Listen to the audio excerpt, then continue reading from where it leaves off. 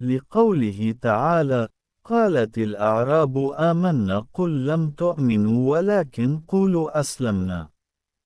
فإذا كان على الحقيقة فهو على قوله جل ذكره: إن الدين عند الله الإسلام، ومن يبتغي غير الإسلام دينا فلن يقبل منه.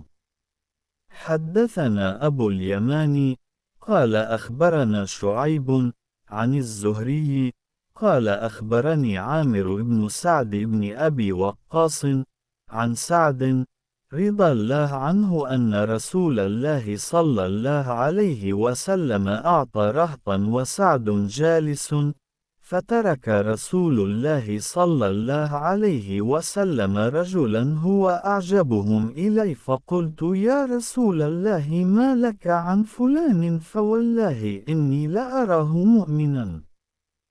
فقال: أو مسلما. فسكت قليلا، ثم غلبني ما أعلم منه فعدت لمقالتي فقلت: ما لك عن فلان؟ فوالله إني لأراه مؤمنا. فقال: أو مسلما.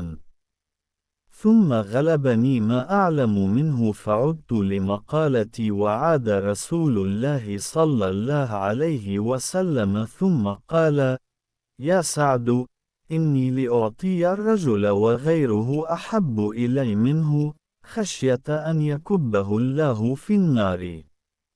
ورواه يونس وصالح ومعمر وابن أخي الزهري عن الزهري.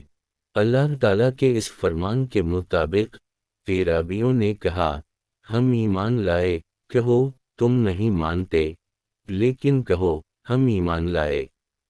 اگر یہ سچ ہے تو اس کی بنیاد اس کے اس فرمان پر ہے کہ اللہ تعالیٰ کے نزدیک دین اسلام ہے، اور جو شخص اسلام کے علاوہ کسی اور کو دین کے طور پر چاہے گا اس سے قبول نہیں کیا جائے گا۔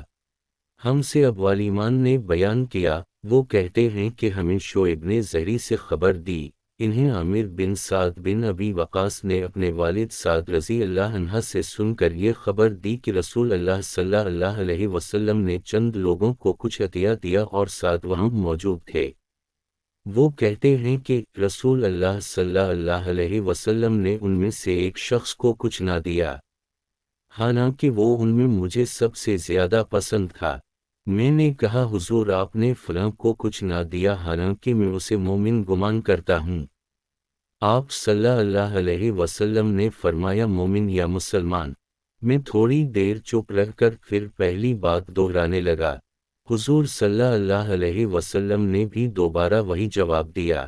پھر آپ صلی اللہ علیہ وسلم نے فرمایا کہ اے سعد، باوجود یہ کہ ایک شخص مجھے زیادہ عزیز ہے، پھر بھی میں اسے نظر انداز کر کے کسی اور دوسرے کو اس خوف کی وجہ سے یہ مال دے دیتا ہوں کہ وہ اپنی کمزوری کی وجہ سے اسلام سے پھر جائے اور اللہ اسے آگ میں اندھا ڈال دے۔